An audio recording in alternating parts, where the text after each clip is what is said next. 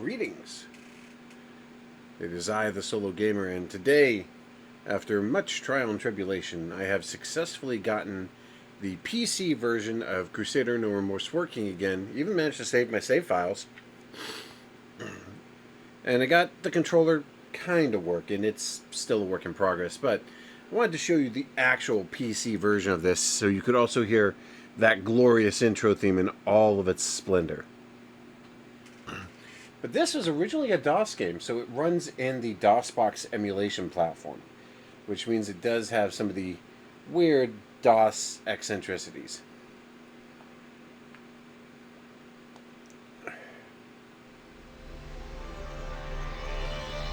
Origin, an Electronic Arts company.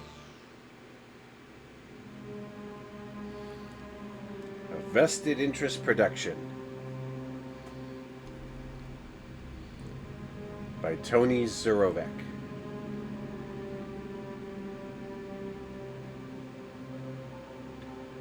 Crusader No Remorse.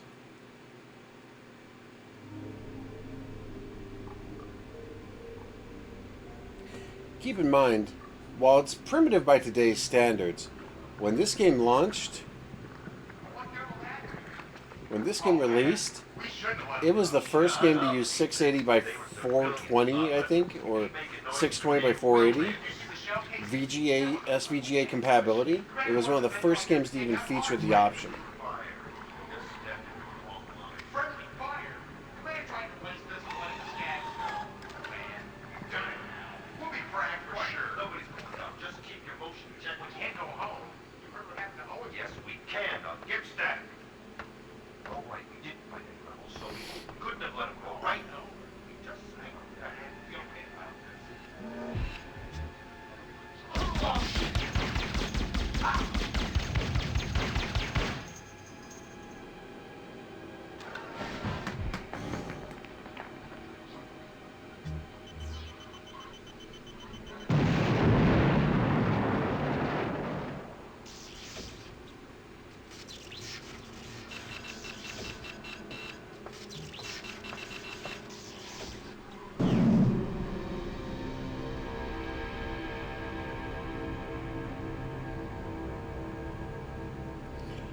And now,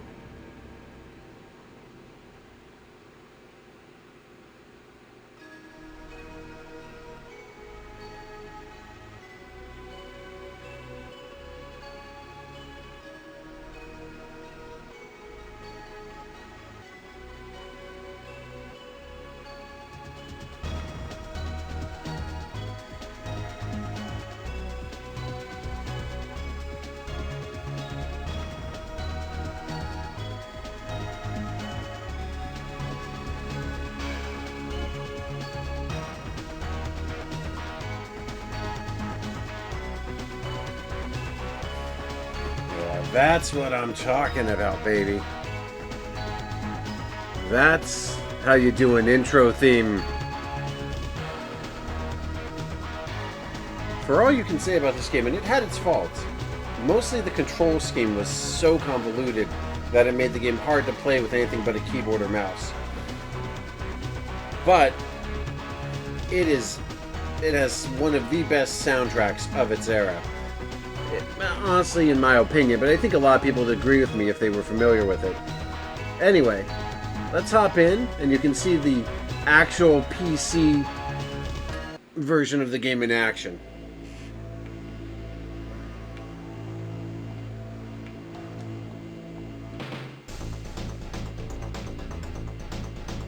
I got a plan for this.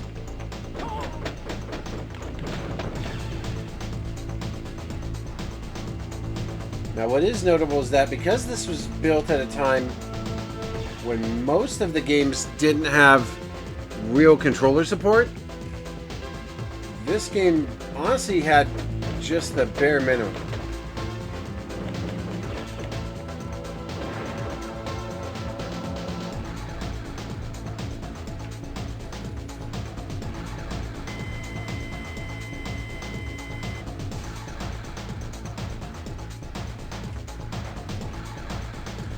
But yeah, like, at a practical level, this game was a massive step forward in terms of what gaming could do at the time.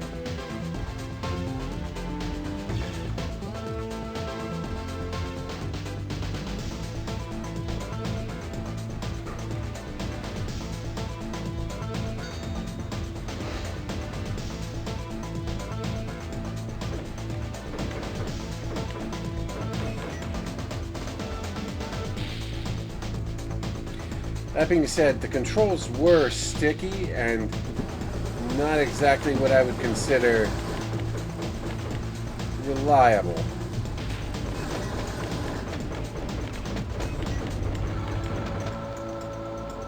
But you'll notice already how much more detail this version had compared to the version that's on the PS1 or even the Saturn. Whereas this is far more detailed. Has a lot more information available to it because it's running on PC as opposed to, say,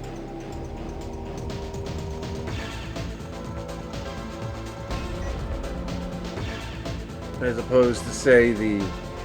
PlayStation or Saturn.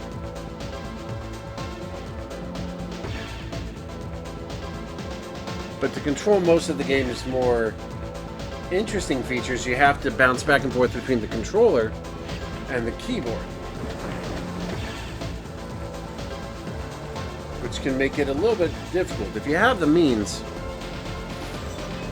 it's actually best played on a straight up controller.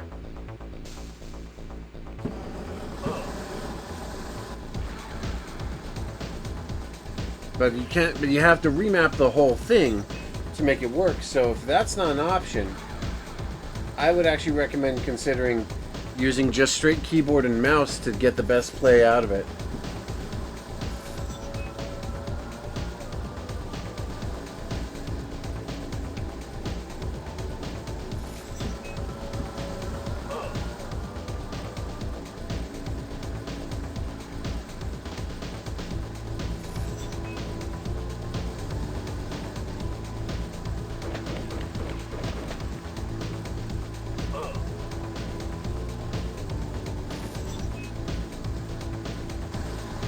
And the game will make you do sacrifices to get through, so you have to be careful with your resources. Gotcha. But the game is fairly generous, so it's not a big deal.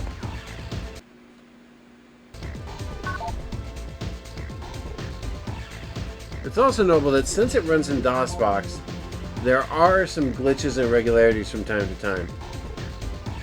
The most notable of which being the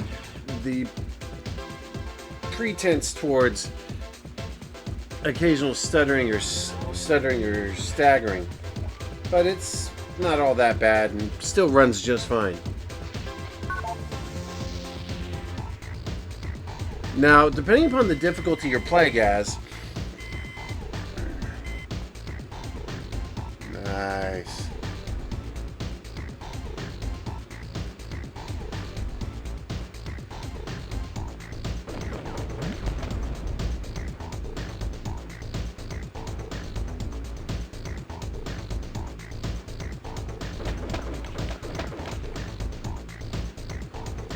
One thing you can do is you can actually try and drive this thing off the ledge, and it will not go. It's programmed not to allow itself to be knocked off the ledge.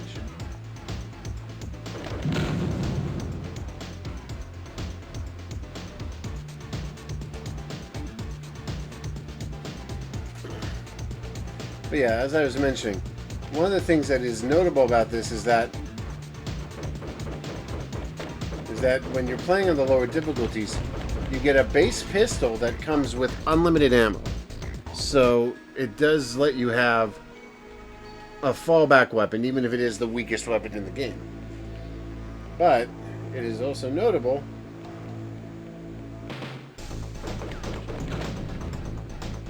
that the game has a number of weird hiccups, faults, and faults and changes from the original game. Wonder what this valve does. Bye!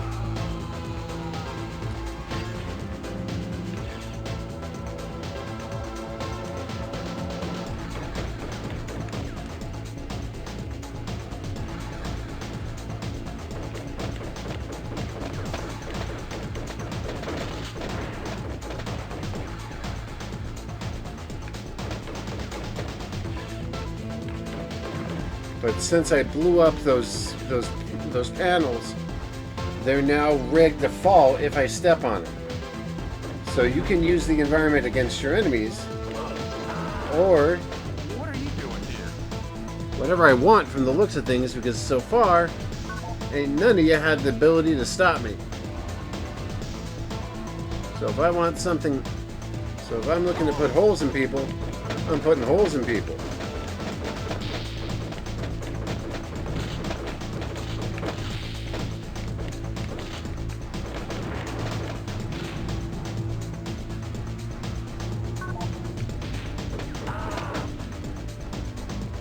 And yes, the resistance may be afraid of civilian casualties. I, however, am not.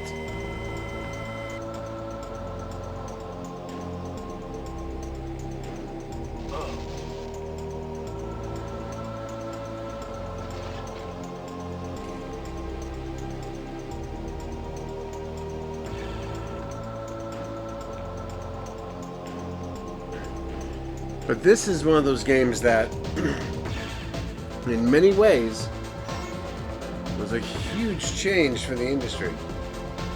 And a major change in how the gaming industry saw itself. Whereas once this had been, you know, this was around the same time you saw stuff like Diablo, and started seeing stuff like that coming along. This saw the chance for the gaming industry to have a huge self-contained impact on itself.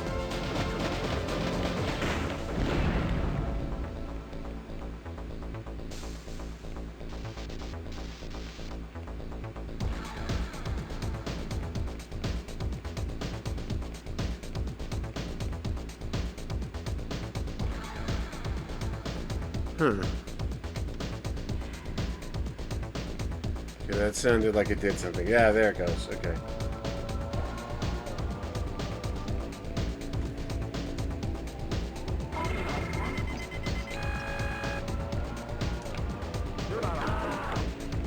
I know I'm not authorized in here. I also don't care.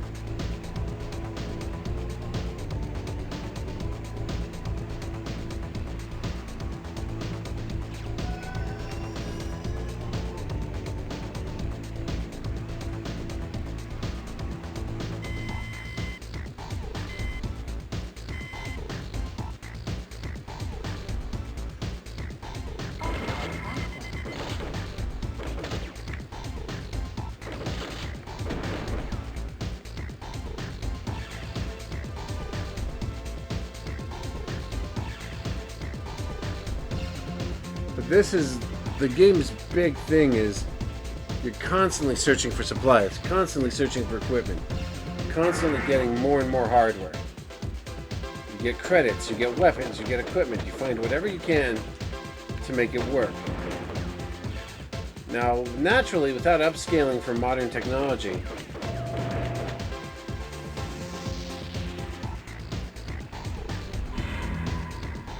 without the upscaling for modern tech, this game only runs in a tiny section of the screen because that's what it was programmed to run on.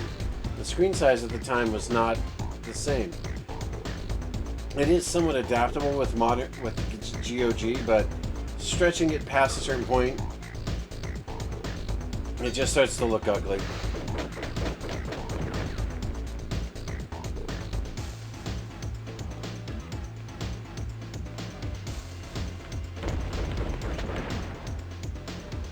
Looks like I stepped on I did. I stepped on mine. Whoops. Forgot about those things. Which is why I say, like, for usability and simplicity, I still very much believe that your best bet is to play them on, for example, the PlayStation or Saturn. And just make sure you have the manual so you know the controls. But for the authentic version, you want the PC. And if you can map the controls correctly, that's even better.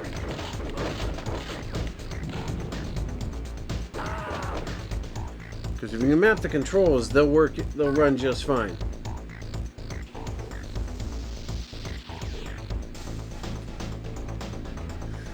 But the game runs great using the GOG interface. It's perfectly suitable and works just fine.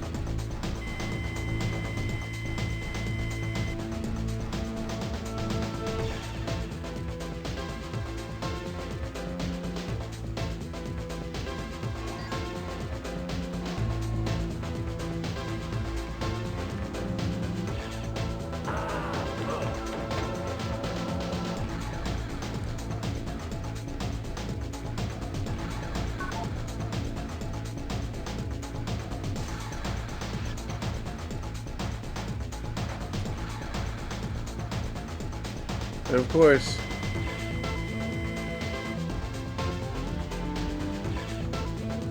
of course, like the game is of course endlessly more difficult on higher levels than it is here, but it still works really well and is fully functional.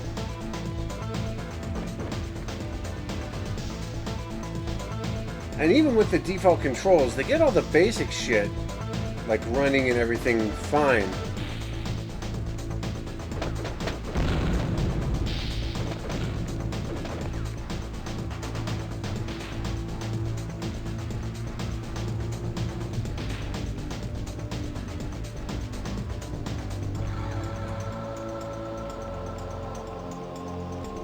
Like running, jumping, rolling, dodging. They're all perfectly viable here.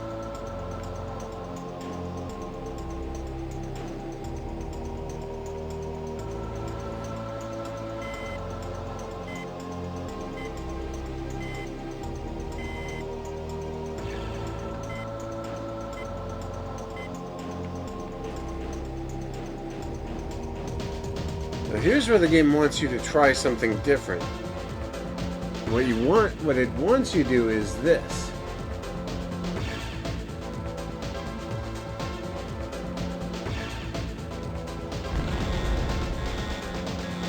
See? Took the door right off its hinges.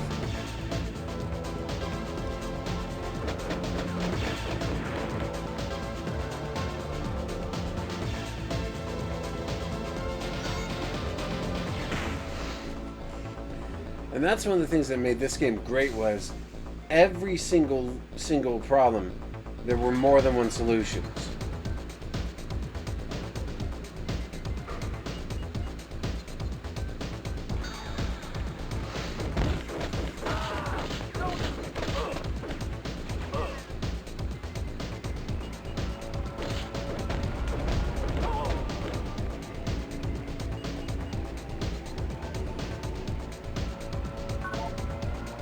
Like, you don't even have to fight that stupid gun if you don't want to. You can literally just go past it. Get right around it. But then if you mess this up, the trap reactivates and you get...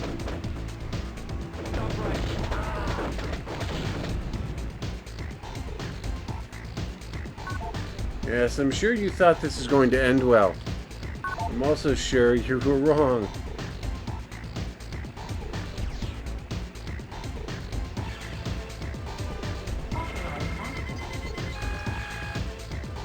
Ah, here we go.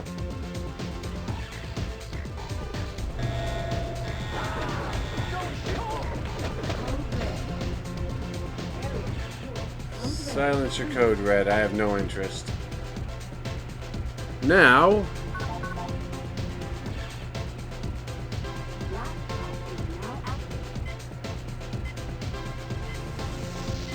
get clear.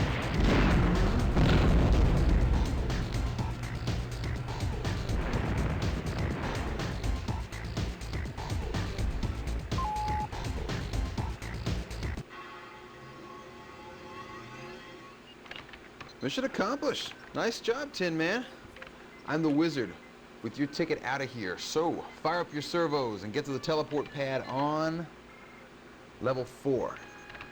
I had to rewire the transport grids for 3 whole sectors just to get this jump point, and I can't guarantee if I'll be able to hold it for long. So you best be quick. Wizard out. So yeah, now we gotta go.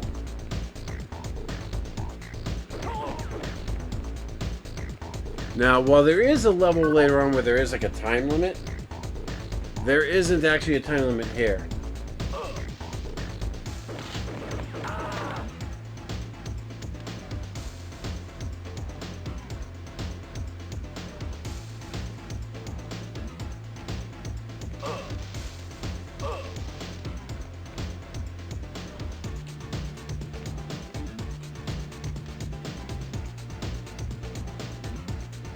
But yeah.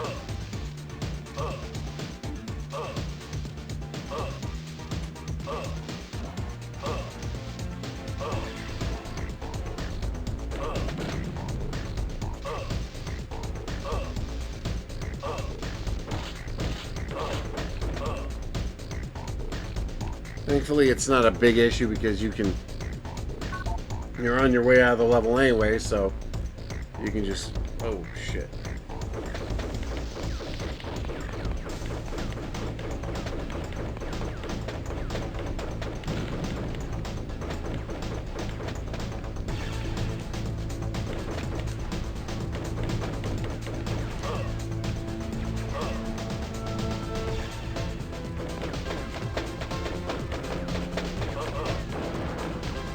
There we go.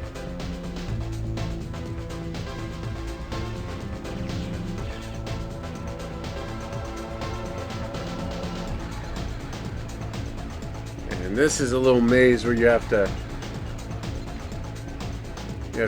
deactivate all the different secrets and shut off all the lasers.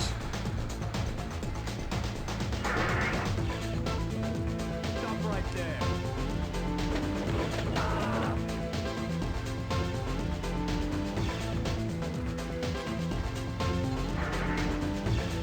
And then you have to get, there's a code in this secret room here that you got to grab while you're at it. 921, okay.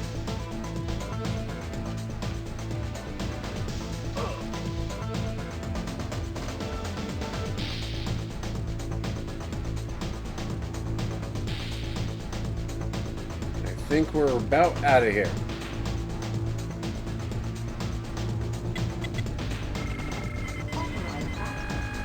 And we are gone. Mission accomplished. Now you get to see something that you couldn't see in the PlayStation version, which is the Rebel base. In the PlayStation version, it's just a menu system. In the PC version, it was an actual functional level, all to itself.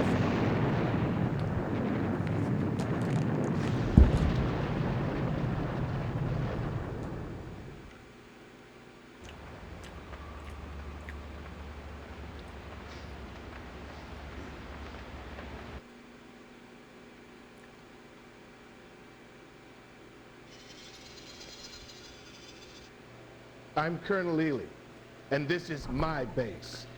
Listen, Captain, I'm gonna level with you. I don't like this arrangement any more than my troops do.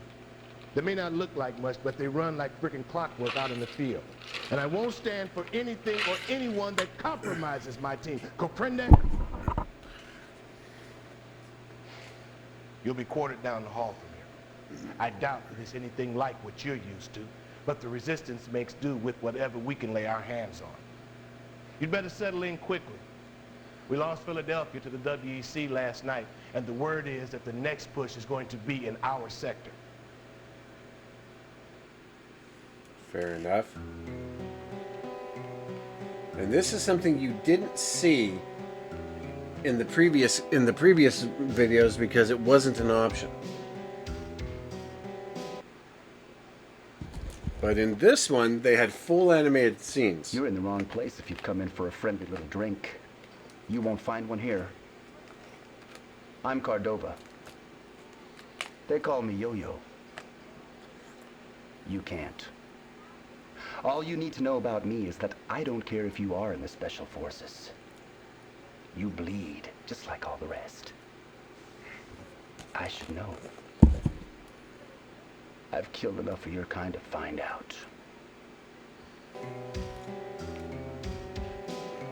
Welcoming committee is very on point.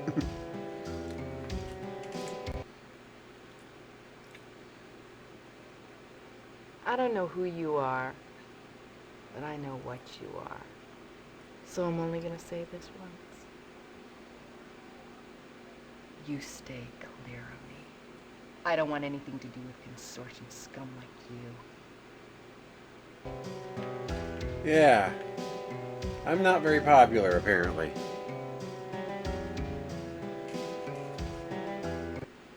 So much for the loving welcome, right, Captain? But they'll come around. They did for me.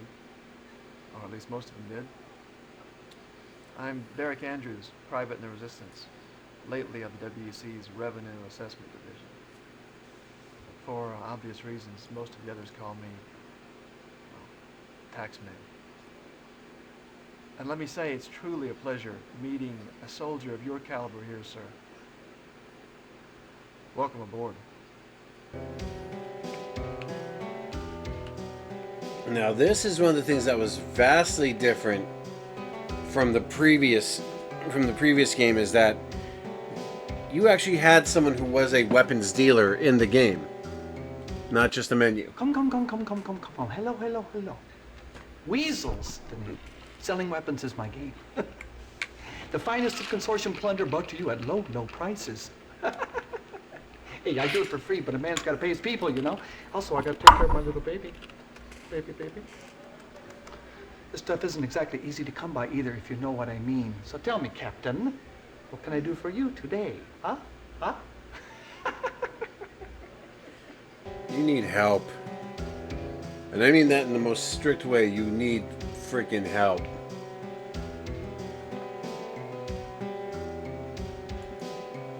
So you can pick up a lot of different weapons in this game.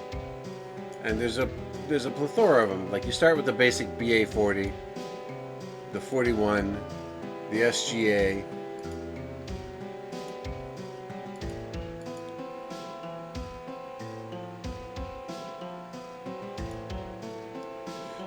Usually you can only pick up at least one weapon per level. They're pretty stingy with the credits, so.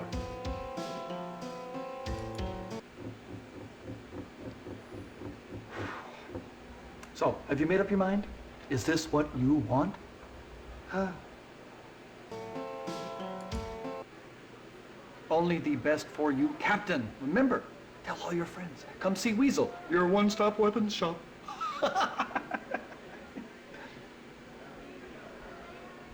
Is there anything else I could provide for you today, Captain?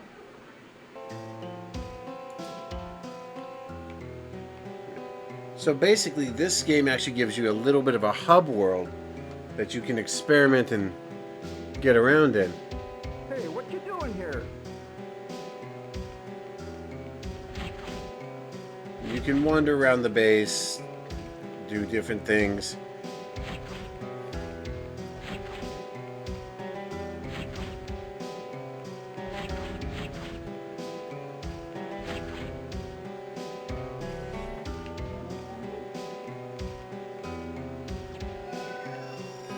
Once you're ready, you can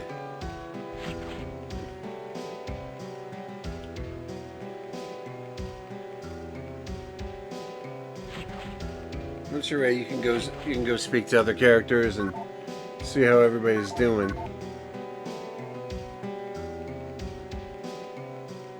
But when you're ready for the next mission,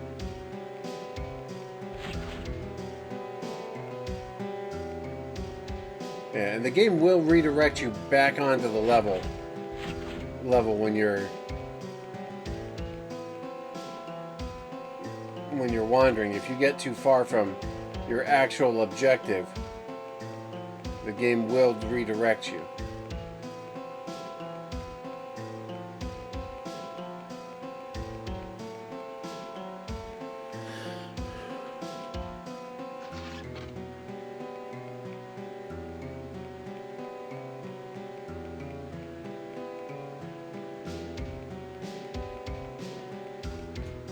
There's the bunkhouses and so forth.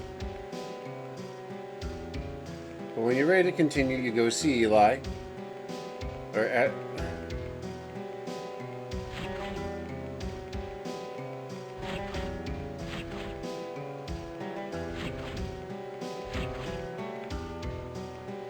When you're ready to continue to the next mission, you talk to the boss.